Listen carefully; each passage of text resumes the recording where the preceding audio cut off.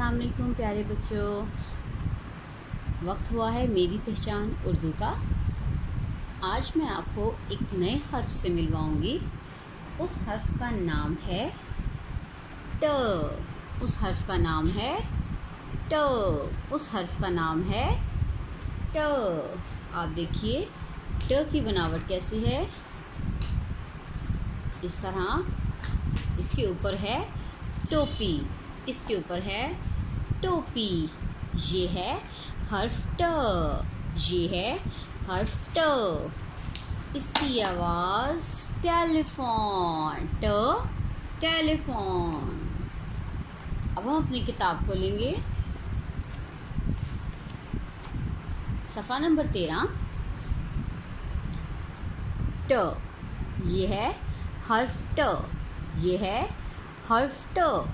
ट से टोपी, ट से टोपी। ट से टोकरी, ट से टोकरी। ट से टमाटर, ट से टमाटर।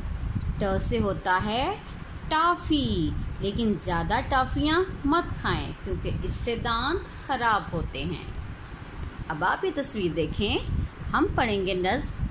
टीना घर से निकली बाहर, टोकरी भर के लाई टमाटर। टीना का फिर फिसला पाँव, उड़ गई टोपी, गिर के टमाटर। ट हमने पढ़ा है ट के बारे में।